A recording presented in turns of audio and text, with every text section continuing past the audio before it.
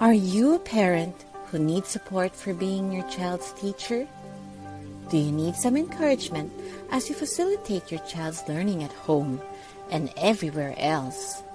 Or maybe you just need to take a break and connect with fellow parents? If your answer is yes, then join us on the Educating for Life show. Join us, Mariel Ukienko, Michelle Padrelanan, San Unson, and Tina Rodriguez, the homeschooling moms behind the Philippine Homeschool Convention and online events like the Connect Homeschooling and Intentional Parenting Summit, as we share about different topics related to home-based education and everything in between. Watch our episodes on our Facebook page, Events by EFL, and on our YouTube channel. We hope that you'll join us because Educating for Life is all about supporting families and valuing education. See you there!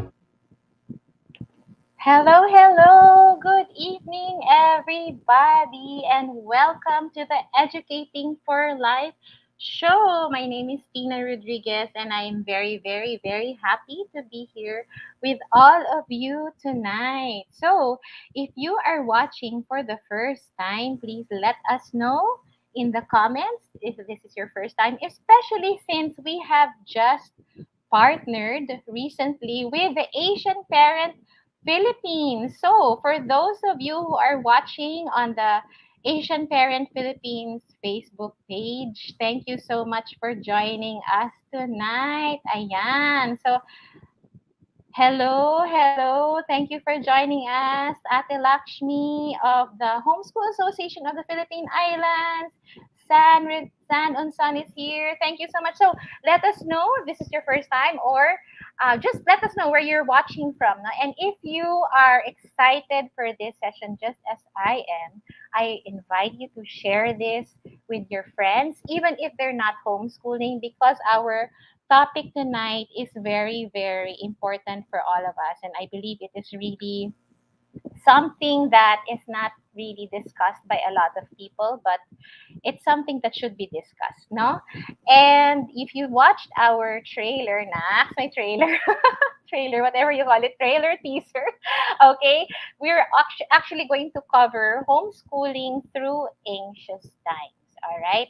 And I have a very special guest tonight. So actually, it's supposed to be me and my co EFL mom, um, Michelle, who will be hosting tonight. But unfortunately, Michelle is having some personal difficulties with their car. Hindi pa siya nakakauwi. So let's pray that she will get home safely. But anyway, sana makahabol siya later. But for the meantime, if you have ever felt anxious, whether you're homeschooling or not, but especially if you're a homeschooler, can you please type it in the comments, no, so that we know where you're coming from. Of course, no, walang pilitan dito, no. So you're welcome to type it. All right. So that we also know where you're coming from, and of course, please feel free to show us your questions, your feedback in the comments. We would love to hear from you. All right. And if you can, tag your friends and share this video. Okay, so without further ado, I'm going to introduce our guest for tonight. Okay, so our guest for tonight, she is a podcast manager and online business manager. She's a homeschooling mom of 4 kids, and she is the mom behind Mommy Plannerista. So, isa yan sa mga goals ko na maging planner mom. But you know, guys, all of us have different strengths. So, feeling ko hindi ko talaga strength. But she has been a friend to me, to the EFL moms for a while now. She's always supportive of our events. So let us welcome our dear friend Janice Lim. Hello, Janice. Hello, Tina. Hi, everyone. Good evening. Good evening. Good evening. Thank you so much again for saying yes to this interview or this online chikahan, no? And for Mhm. really being open to us and being open to everybody. So, Mhm. without further ado, baka you want to add something muna, Janice, to what I said, no, to your introduction. So please feel free to do so right now if you want to add anything. Yeah. Yun nga, you've already said I'm a mom of four. Actually, we have a blended family. So I have two girls who are teenagers now, college age. And then I also have two boys who are 10 and 5 years old. Yeah. So, yon. I'm a homeschool mom. I homeschool the two youngest, and Mhm. this is the 8th year that we've been homeschooling. Wow, 8 years na pala. Parang Yes. Parang kailan Parang lang kailan lang. nag-start. Ayan, since you already mentioned that, sige nga, would you please, well, syempre ako, I know your homeschooling story, no? But for those Mm-mm. who are not familiar, please feel free to share, no? What is your homeschooling story like? How did you get started? Okay, so yun nga, our homeschooling journey started 8 years ago.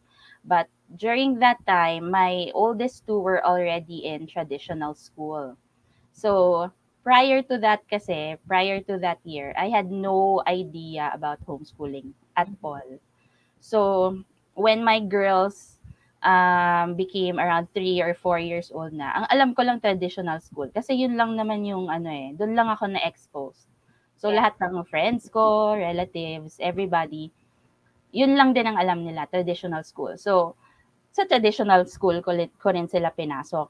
But Mhm. come year 2010 or 2011, I got pregnant with my third, si Ziggy. And then it was a difficult pregnancy. So I had to give up my job and then stay home. I was on bed rest. So because wala akong magawa, nag-online ako. And that's when I started to discover blogs. That's when I started my blog. And that's also when I discovered homeschooling for the first time. Kasi nabasa ko siya sa isang blog. Tapos di na-amaze ako, I started really researching about it. And then, dun ko actually unang na-discover ang blog ni Tina and ang blog ni Michelle. Yon. So, dun ko nalaman na, yung homeschooling pala, hindi lang siya pang, sa States. Ang dami kasing homeschooling blogs in the US. Yun yung, I think, yung mga una ko nakita. But then, nakita ko yung blogs nyo. And then, I Yes. discovered na, uy, pwede palang mag-homeschool dito. May alternative pala to a traditional education. So, since ayun, I started researching but I didn't dive into it agad with my two girls. Tapos, pero si John and I, si Hubby and I, started discussing it already as something for Ziggy when it's the right time na for him. Kasi buntis pa lang ako sa He kanya was still nun. he was still in Pregnant. your womb. Yeah. Galing. So, parang I took that time while I was pregnant and then while he was a baby to really research about homeschooling here in the Philippines. And then thankfully, si John, he was supportive of that idea as well. He's a pro homeschooling din siya. And then yun. So, when the time came na si Ziggy became 2 or 3 years old, ayun, stinart ko na siya i-homeschool on my own. So, that's how it started. Galing. And then now he's already no? Grade 5. Grabe. That time flies. Galing. Super. So you're sort of like hindi ka na newbie eh. Ano bang tawag sa'yo? Parang, I don't know. basta hindi na newbie. Hindi na I'm so newbie pa rin. happy that you shared that, Janice. You know why? Because I also discovered homeschooling. I mean, I discovered homeschooling before. Din, pregnant ako, no? And then, I thought na pang US lang siya. And then I discovered Michelle's blog. Yan. So, sana makahabol si Michelle. Naman niya na siya palang siya palang may kasalanan ko. Correct. Ang dami niya Okay, na-influence.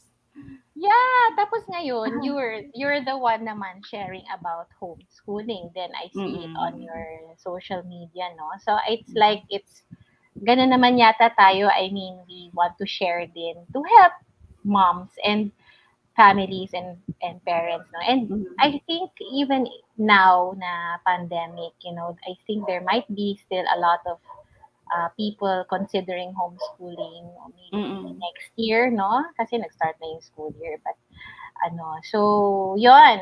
Well, I'm so happy to welcome Michelle. Let's welcome Michelle. Yay. Hi, Michelle. Hello. Nakahabol ka. Yay. Sorry for No, late. it's okay. But naman, you're okay. You got your safe naman. Yeah, we had some car trouble on the road, but we're here. Oh, I'm here now. Thank you for Hi, Janice. Hello. Ayan. So we were just so we were just talking about Janice's homeschooling story and how she started and now where she is. So do you want to pick up from that, Michelle? Ako na lang muna. Okay, while you're settling in. So Janice, also on your social media, I noticed, no, and I'm not sure on your blog kasi hindi na rin ako masyadong nagbabasa na blog. Same here. Oo. Diba? So, but you have shared previously on a few times lang naman about your anxiety. So how I want to know, like, how did your anxiety come about? How did it start? Okay. My anxiety started a long time ago. Like siguro around high school age. Tapos, I think it started with siguro part na rin ng personality ko. Because if you ask my friends or other people I've worked with, if you ask them to describe me, the one word I'm sure that they will tell you is I'm OC. Yon. So, yun nga. So, pagka OC kasi, di ba, you're very detail-oriented, organized, and stuff like that, which is not necessarily a bad thing. It served me well sa life and sa work, ganyan. But with it kasi comes the pressure also of parang performing as people expect you to perform. Parang ganyan. Like sa job ko before I started working online, I was doing events and projects management. So, the success of the event and the project were on my shoulders, 'di ba? So, parang if something goes wrong, so parang magiging fault ko kasi hindi ako nag-prepare, parang ganyan. So, um, isa 'yun sa mga reasons why na nag-trigger sa anxiety ko. But aside from that, siguro it was also my experience then growing up. Because I'm from a Filipino Chinese family. And then I'm the eldest of 5 kids. So with that came certain expectations and responsibilities na really parang weighed down on me na parang instead of me feeling that I'm in control of my life, it was like other people were in control of my life, parang ganon. So that started my anxiety. Tapos yun, siguro through that, ayun, tapos may mga ano pa, because of the certain family issues or problems within the immediate family and also with relatives, I experienced a lot of trauma. And because of those experiences, until now, parang sometimes natitrigger pa rin ako because of those things. Tina? Yes. Okay, una sa lahat, I'm sorry about the noise here kasi I'm outside in public, so I can't help it. Anyway, can you all hear me? Yes. Yes, Okay. it's okay. You know what, Tina and Yes. Janice, I really appreciate hearing your story kasi actually I can really relate with her. I'm also a product of a Filipino Chinese family, so I can understand the stresses that that can happen in a Filipino Chinese family. Parang medyo, I found it uh, in with other children of Filipino Chinese na parents or basta yung family, parang meron talagang masyadong mataas na stress din. I don't Yes. know if it's really that common, but I've Mhm. seen a lot of other Filipino Chinese na medyo talagang mataas yung stress na pinanggalingan nila because it's the same with me, Janice, 'di ba? Pero siya, I know, I can understand medyo mataas talaga yung expectation sa kanya kasi she's the panganay. Ako, I'm the youngest in the family. Pero still, na-imagine ko even yung trauma kasi mataas talaga yung yung, is it about yung parang performance talaga no? Yes. Tama Oo. ba? Oo, yung Yes. performance talaga ng isang bata growing up, it really matters to the family. Grabe. So, Janice, kanina parang na-mention mo na nati-trigger ka pa rin hanggang ngayon. Ano bang mga, pero before I ask you about your triggers, I just want to explain to the audience who are watching. Pwede bang mag-hello kayo? Hello? Ibig sabihin ng trigger, di ba pagka sa barel, yung trigger, yun yung magpapaputok ng barel. Yeah. So, meron din tayong mga emotional triggers. Ano-ano ba yung mga, so pag sinabi emotional trigger, ano yung nagpapaputok sa'yo? Bakit, di ba pag sinabi, bakit pumutok ang butsi mo? Kasi may trigger kang naramdaman. Ano yung mga triggers mo, Janice? Depende. But usually it's specific people in my life. Usually those people who caused the trauma in my life. And then there are also situations that trigger my anxiety. Like actually this live, going live here. Like Yeah. kasi may social anxiety din ako. So, ayan, even going to events, ganyan, face to face, even if kilala ko naman yung tao, but sometimes meron pa rin, natitrigger pa rin ako nung, anxiety ko because of that. And then, aside from that, recently, siguro, the pandemic, nakaka-trigger talaga ng anxiety ang COVID, syempre. And then, normal, mom life stuff, homeschooling, ganyan. Nakaka-trigger din siya sa akin. Normal everyday life no? Sounds Oo, so yun, normal familiar. everyday for me. Imagine. Pero it's true. Oo. It is true. It is true. I'm sure a lot of mothers and even, I don't know if fathers can relate, but maybe mostly mothers can relate to it na pag sinabi, the normal everyday mom life. Yung triggers mo. Pero The Janice, laundry. Ganyan. The oo, never-ending laundry. yes, oo. Yan ang trigger mo, Tina, the never-ending Then, laundry. na-accept ko na yung nakatulong ka, Michelle, sa akin in dealing with that. Yung Next Wow. naman, trigger na yun. na-accept mo na. Okay, Yes. that's nice. Oo. Pero Janice, I want to thank you first of all for coming on the show kasi nga Yeah. nabanggit mo this is a trigger for you. So, Yes. thank you so much and I hope You're welcome. okay ka lang after Okay this. So, naman ako. pero kung meron kang mga hindi gustong banggitin, just kung ano lang ang Yeah. comfortable sa'yo Yeah. kasi ayaw namin na ma-trigger ka. Okay. Tama. So, ano mo, Janice, maybe some other, kasi ako dati, when I started also having my own anxiety attacks, I didn't even know they were anxiety attacks na pala. Yeah. Diba? Kasi hindi mo natin alam kung ano ibig sabihin. So, True. sa'yo, Janice, how does your anxiety attacks manifest itself in you? Ano yung mga simptomas mo? Ako, usually nagsa-start siya sa yung heart ko nagsa-start siya na mag-beat faster. And then, nahihirapan ako huminga. Tapos, parang I break out in cold sweat, ganyan. And then, ano pa ba? Parang umiikot yung tiyan ko na parang gusto kong mag-vomit. Ganyan yung feeling ko. Or parang feeling ko na, alam mo yun, hindi ako makahinga so parang mahihimatay ako.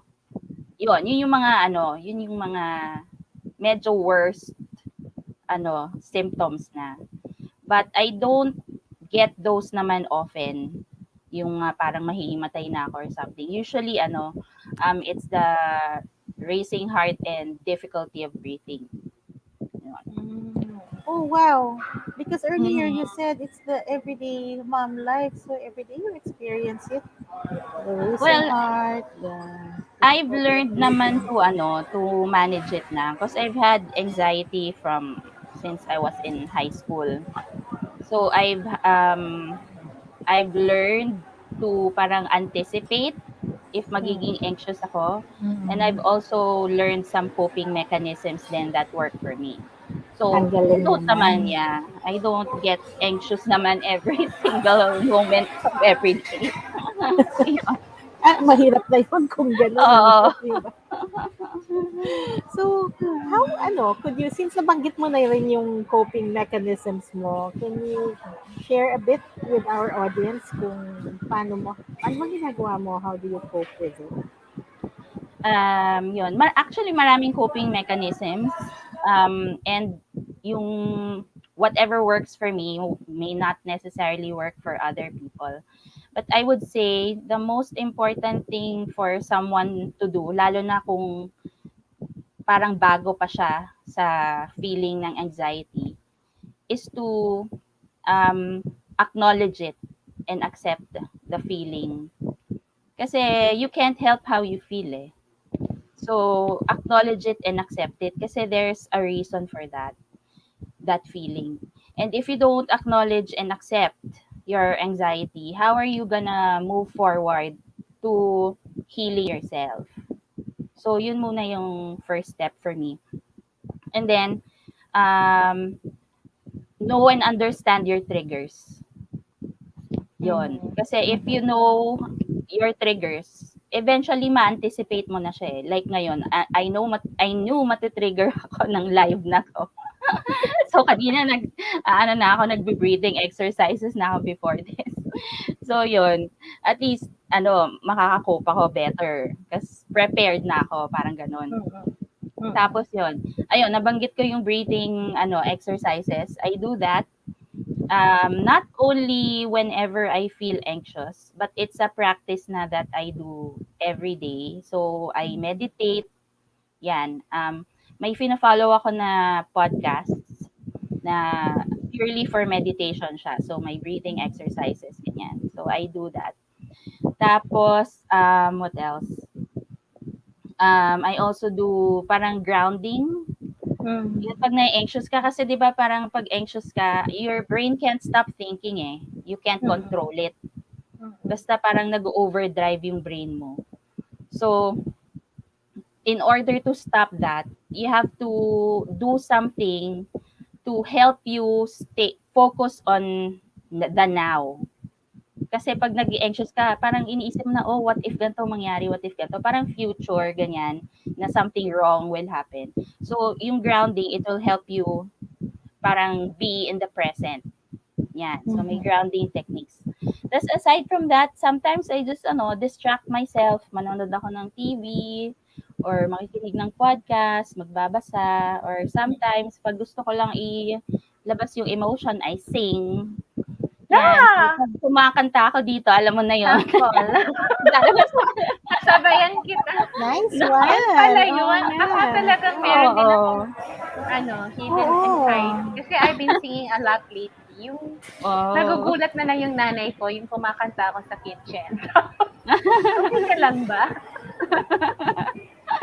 Pero I love that, no? Yung grounding. And I think, Michelle, what you taught us last time, what do you call that? Yung Self-care. ayun, self-care. So, Actually, pwede it's rin a yun. self-care pose. Oo, self-care. Kasi we're learning some, there are some poses that you can do. It's called embodiment or body-wise in our case. Now, you can do those poses in your body and you actually parang have a feeling when you do those poses. I hope in the future I'll get the chance to teach it. It's very useful. Pero yung sinabi ni, back to what Janice answered. Janice, what you said earlier, I really like it when you said that you really have to acknowledge your feelings, diba? Because you said that if you don't acknowledge it, paano ka pa mag-move forward from it? Kasi naman, a lot of people don't want to acknowledge their feelings. Akala nila, I don't know, mas mahirap kasi i-acknowledge yung feelings, diba? Yeah.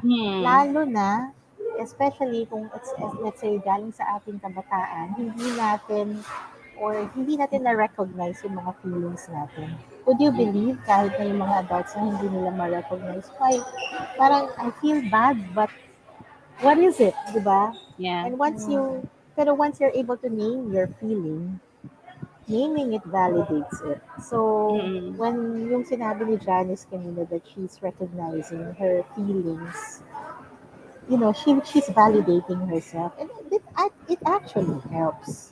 Hindi siya, pero the thing with people, some people, they like to deny their feelings because they think na to deny it will help them better. But it actually makes it worse. Yeah, it can be destructive eh. It It can is, oo. it can manifest in several different ways in your life. So many different ways, di ba? Negatively. So, Oo, totoo yan. Pwede ka talaga maapektuhan your whole life kung hindi mo i-acknowledge yung emotions mo. Bakit? Kasi we are made up of much more emotions than our logic. And kung papansinin niyo sa sarili niyo, doesn't your emotions trump over logic each time? Yeah. yeah. Kunwari, meron kayong gustong bilhin. Kunwari may gustong bilhin. Ganda. Pero logic tells you, this is over my budget. I can't buy this. Ito na lang bilhin ko. Pero sabi ng emotion mo, no, I love it. I have to buy it. I have to buy it. Ganyan. So, sino mananalo? Usually, nananalo yung emotions. Of course, may iba talaga nananalo ang logic, ha? Pero karamihan, mas panalo ang emotions. And, the emotions, once the emotions make a decision, after that, will rationalize. And then, Yeah. after that, the decision will seem logical. Di ba? Mm. Mm. True. Okay. So, next question, Janice. I was wondering, kasi kanina nga, binanggit mo na almost every day you experience it, di ba? Which Mm. means your family experiences it with you. Mhm. Tama ba? So, Yeah. has it affected your children, your marriage, itong mga anxiety attacks mo?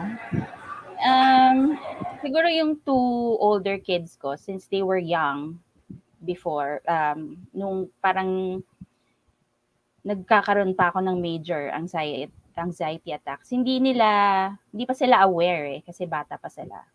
And during that time, I would usually hide it from everyone. So, walang nakakakita na anxious ako. Tapos, so I don't think they were affected during that time. Pero eto, for the past naman na 10 to 13 years, my life became totally different na because I removed myself from those situations na nag-cause ng major trauma sa akin.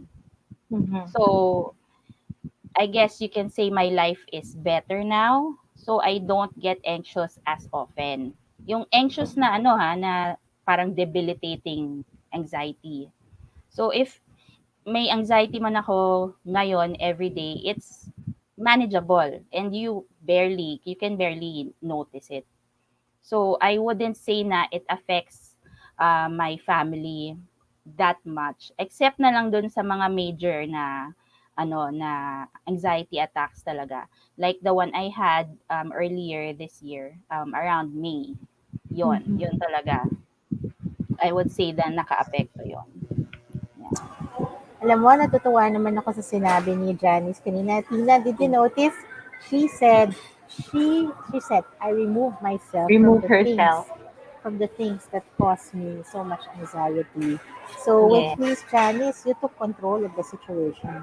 Mhm. Tama ba? Yes. You were empowered to take control of the situation and you removed yourself, no? Mhm. And ang maganda dito sa share natin ngayong gabi is that we're telling others who are experiencing it that there is hope.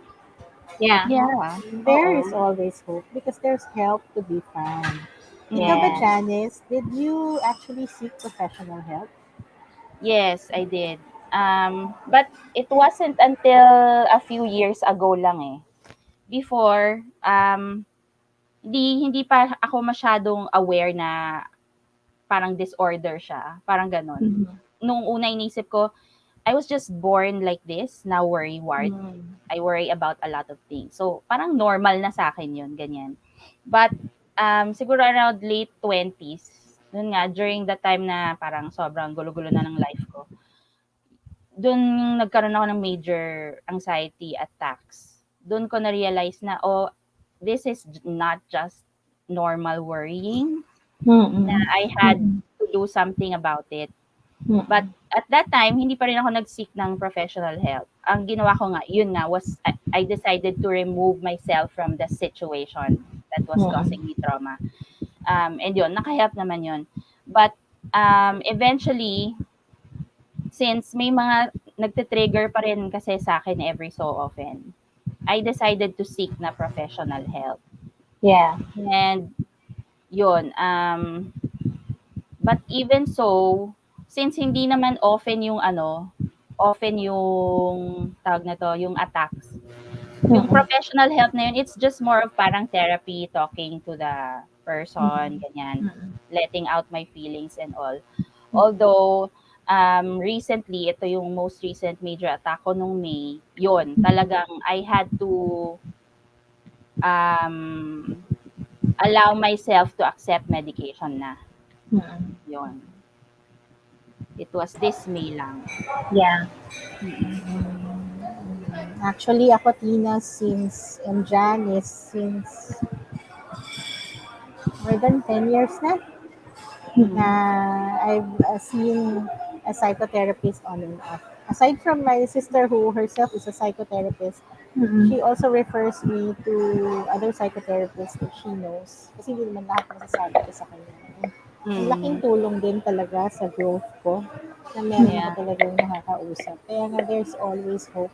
There are times, I don't know, Janice, kung na-experience mo, or Tina, there are times na because of our anxieties, feeling mo para kang nasisiraan ng ulo, no? Yeah. Nawawala ka sa sarili mo, di ba? Mm-mm. Mm. Oo, pero thank God And I na think there's no yeah. shame in that, Michelle. Yeah, I think Mm-mm. um I'm so glad that you, Janice, and then now you. Oh, hindi ko alam yun, Michelle. Oh, di ba, revelation dito online. I think, kasi meron ng stigma, di ba, yung mental health issues, and if you're seeking professional help or even taking medication, some people have this stigma na mababaliw na kasi siya kaya 'di ba, so parang a lot of people don't want to come out with it, and I think it's really good of you, Janice, to be brave enough to share, and also Michelle, no, na we've been discussing going live with this topic for a while now because especially because of the pandemic, parang na-magnify times 1 million yung anxieties ng mga tao na Correct. before, hindi naman siya major, 'di ba? Pero ngayon, yung Mm. parang even going out of the house can be a trigger for some people, or, it's because it's there are very real threats to our lives, our families, our loved ones. Yeah. And I want to like I've never been professionally diagnosed with anxiety. I've never sought Mm. professional help, but I do acknowledge na there was really one time, one period. I think it was like 2017, early 2017. A few months 'yun na parang palagi akong umiiyak, palagi akong nag-worry, yan yung mga what if I'm ruining my kids, especially when it came to homeschooling. What if I'm ruining them? What if I'm not doing enough? What if I'm not doing this and this and it's not enough? And I don't know if it's ano kasi parang that was 1 year after giving birth, and there's such a thing pala as delayed postpartum something anxiety or Mm. postpartum blues. So it could have been another trigger, no? Pero yung talagang I didn't know what to do. And even if parang sabi ko, uh, siguro naman, Lord, strong yung faith ko somehow, but it was still a struggle, yung parang what do I do? I don't understand what this is. And parang sabi ko nga, looking back, sana hindi na traumatize yung mga anak ko na nakikita nila ako palagi umiiyak, or Mm. yung parang dyan na muna kayo, dito na muna ako, yung ganun. So parang I think it's really important what you said, Janice. The first you acknowledge, and you too, Michelle, no, acknowledge what you're feeling, what you're going through, and it really helped for me personally to have people to talk to. Like ikaw yun, isa ka yun, Michelle. Isa ka dun sa mga nakausap ko, di ba, Michelle? And then sila Mariel and San, and of course my family, and also my friend. I have a friend who's a psychologist din, and she was also trying to guide me. Yun nga, yung grounding, yung breathing, yung acknowledging, and removing yourself. Like, if you know that this is a stressful thing for you, Mhm.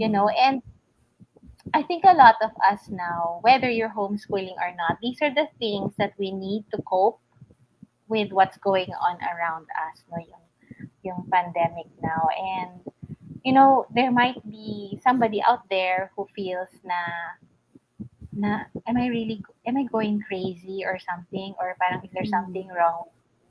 And this is the whole purpose of this episode, no, we want you to know you're not alone, and yun nga, it's okay to seek help, it's okay to acknowledge that you're not okay, and to move forward. Parang we acknowledge, but we also try to move forward, just like what Janice did, no, and I want to honor you for that, Janice, na you Mm. really took the steps, no, to parang getting better in yung Mm. term, no, na parang yun nga, don't give up. The things can always get better. It's just also a matter of what you're going to do about it. Tama ba ako, Misha? Oo Diba? naman. And I also Yeah. want to add pala to what you Yeah. said. Kasi yun nga, ako napansin ko sa sarili ko, ito lately nung nagka-major anxiety attack ako. parang minamadali ko yung sarili ko to get better. Kasi never ko na-experience yung ganito eh. At ang nangyari kasi parang yung anxiety attack naging several times a day siya and every day. Which has never happened to me before. Dati pag ano lang eh, may trigger and then siguro for a few minutes or a few hours, then after nun wala na. But this time around, as in ano siya, 2-3 times a day and then every day meron. So, yun talaga, I decided na I need to do something about it. But at the same time, there was a part of me that felt bad that I was feeling that way.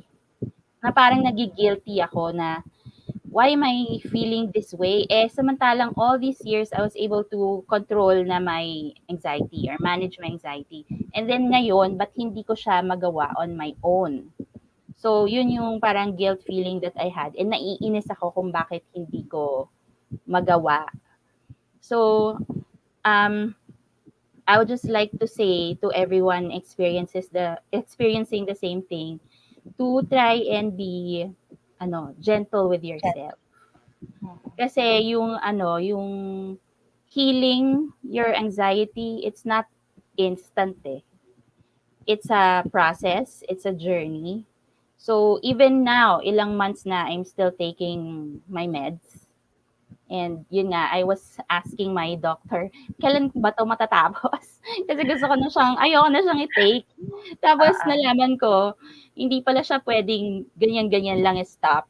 You have to wean slowly. So yun, since I'm getting better naman, andun na ako sa stage na nag-wean na siya. So hopefully magtuloy-tuloy na yun. But yun nga, don't try to hurry it up because it's a journey talaga, it's a process. So yun. Galing. Spoken from experience talaga, Janice, ano? And, I wanted to say, the three of us are homeschooling moms, and homeschooling can actually really cause moms a lot of anxieties. Ano? We really have to acknowledge that kasi ang dami natin responsibilities, ang dami natin ginagawa, and also that thought behind your back lagi na, am I ruining my children's future? Yes. Tama. Sige. So, let's, mag-iisang oras na tayo. Thank you sa mga nanonood, ha? You know what, Janice, I wanted to ask you the last question. For homeschooling moms who are going through the same things, or even if they're not, parang overly anxious, however, meron pa rin silang nararamdaman. Sino ba wala? What would be your top 3 tips for them? Ako, na-notice ko, nagiging anxious ako sa homeschooling pag nabu-burnout na ako. Na-notice ko yan during the past 3 years. Before kasi we were enrolled in a local homeschool provider. So, meron yan syempre schedules na kailangan i-follow, mga requirements kailangan i-submit, ganyan. And it was okay at first. But at the end, parang nag-cause na siya ng anxiety ko kasi parang feeling ko na, kailangan mong gawin yung homeschooling according to someone's standards. Yung mga should. This is what you should do. Or else, you're not doing it properly. So yun, eventually nakakause siya ng anxiety to the point na parang nahihirapan na akong mag-homeschool sa anak ko. Kasi siya nafe-feel niya rin kasi parang wala rin siyang gana or yung schoolwork niya hindi niya masyado sineseryoso, binibilisan na lang niya para matapos na. Alam mo yun? So, I had to evaluate what we were doing and then decided to change. So, yun. Last year, what we decided to do was go in Dina. Kasi we decided to embrace a more relaxed, parang unhurried homeschool life. And yun, alam ni Tina yun. Kasi yung decision na pagiging independent, isa rin siyang cause sa anxiety. Of anxiety. Kasi di ba pag independent, di ba, you can do whatever you want. And you don't necessarily have records, di ba? Yes. So, iniisip ko noon, paano pag may mangyari sa akin? Yes. Tapos walang record yung kids ko. Matutuloy ba ni John yung pag-homeschooling ng mga anak namin? Diba? So, paano na sila? Kailangan nilang mag-enroll in a traditional school, ganyan. So, paano yun? Wala ngang records and stuff like that. But anyway, isa si Tina sa mga naka-help sa akin resolve yung anxieties na yun. So, yun. Ang masasabi ko lang, siguro with homeschooling, try not to do too much. Put too much on yourself. Kaya I started last year, I decided to schedule breaks talaga. So what we do now is 6 weeks homeschooling and then 1 week off. Yan. As in off, we don't do anything with regard to lessons and stuff like that. So yun. Schedule regular breaks. Kasi it's not just for me yung rest na yon. It's also for the kids. And nabo-burnout din sila. So we also have to be mindful of that. And their mental health as well. Yeah. Yun. Tapos, ano pa ba? Keep things simple. Don't overcomplicate things. Ako kasi, naging victim na ako ng parang comparison. Yes. Marami kasi akong pina-follow na like Instagram accounts ng homeschoolers. Tapos parang wow, gaganda ng mga ginagawa nila. Tapos ang daming activities ng kids nila. Parang, 'di ba? Parang gusto ko rin 'yan for my own kids. But yun nga, tapos hindi mo magawa. Kasi your situation naman is different from their situation. Right? Trigger. Yun. So, parang kailangan ko i-resolve sa sarili ko, ano ba yung important sa amin? And ano ba yung needs talaga ng family, ng kids namin? And just stick to that. Tapos, that's how I also fell in love with unit studies. They were more on unit studies. Yun yung style na fina-follow namin ngayon eh. Kasi with unit study, parang ang simple lang niya. There's one topic, but you can cover so many different subjects already. Yan. So, keep it simple. Wag ka na magdagdag ng mga kung ano-ano pa na just because you see it from someone else. Huwag mo na pahirapan ang sarili mo, no? Oo. At yung mga anak mo. Oo nga eh. Very much. Very relatable. Ayan, so, nabigyan na namin kayo ng ilang tips na pwede nyo ilagay sa inyong toolbox para makatulong sa inyo, para sa pag-homeschool nyo, so that you can homeschool with so much less anxiety. Hindi naman natin wala naman tayong ka-contest, di ba? True. We're not, our children is not in competition with anybody. It's our lives that we're managing. And so, let's not compare it. Ganda ng mga sinabi mo, Janice. Maraming salamat sa'yo. So, I think we can take some one or two questions. Okay? Go ahead. There's one here. San is asking Janice, what podcast do you listen to for meditation? I usually listen to 2. Yung sa morning, it's called Morning Meditation for Women. And then yung isa is Breathe People. Yun. Breathe People. Yeah, Breathe People. Sige, mamaya, iaano ko na susunod na rin yan. Okay, and May says she is also a fan of keeping it simple. Yes. Hi, Appear, May. Appear. Thank you for watching. Okay, anybody else? Do you have any questions or comments? Elaine says, hugs, Janice. And Peachy of the Asian Parent Philippines is also watching. Thank you so much again for partnering with us so that more families, more parents can learn. Ayan. Any questions pa? Kasi kung wala, ayan. I think there are no more questions.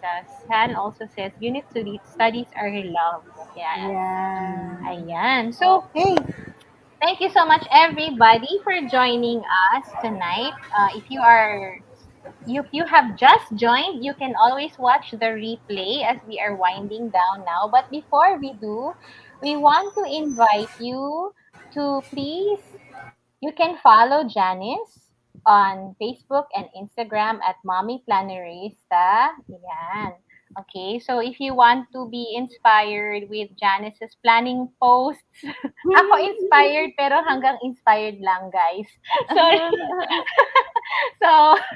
So yeah, you can follow her, okay, on Facebook and Instagram. And also, of course, if you want to have more inspiration and encouragement for home-based learning. So again, we hope that these tips are helpful not just for homeschoolers, but those who are also doing online learning, distance learning, hybrid learning, whatever, because all of us are doing some form of home-based learning now. So follow Educating for Life at Events by EFL on Facebook and IG. And we have a few announcements.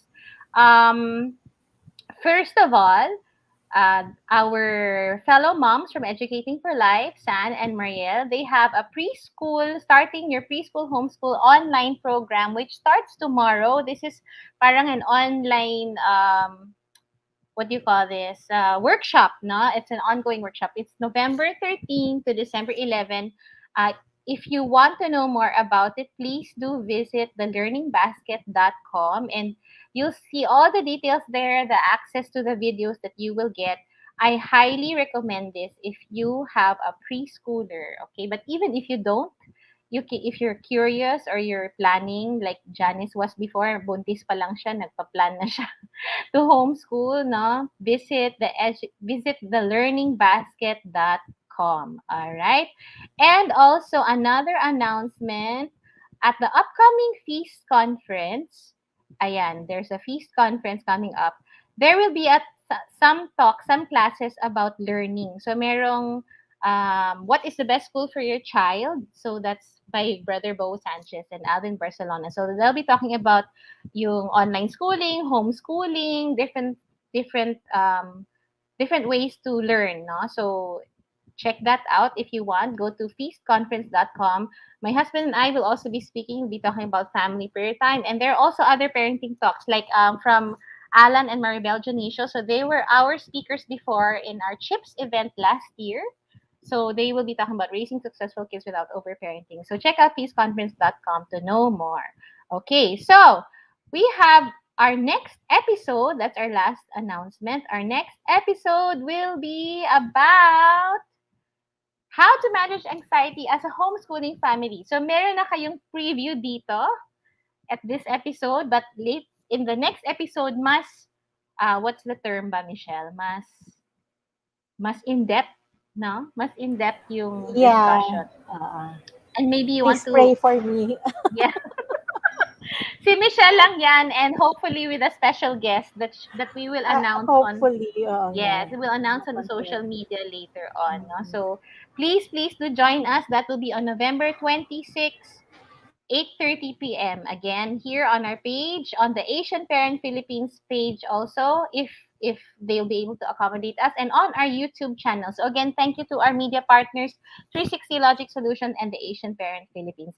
Thank you also to Janice. Thank you so much Thank again for you, joining Janice. us. Thank Thank you you too so for We having are so much. me. happy to We have you really here. appreciate you. Thank you so much. Yes, we do, And we do, we also, do. thank you to our audience. Thank you so much for Yes, staying with us. Na overtime yes. ata kami tonight. It's Oo okay. nga. Actually, I had to Napaka-interesting figure out ng how to connect to the topic. Asian parent. So it's okay. So thank you so much again, everybody. We hope that you were encouraged somehow by this. Please, if you were, please do share it with others so that they will also receive the same encouragement. So till next time, bye bye from us. Bye! Bye. Bye.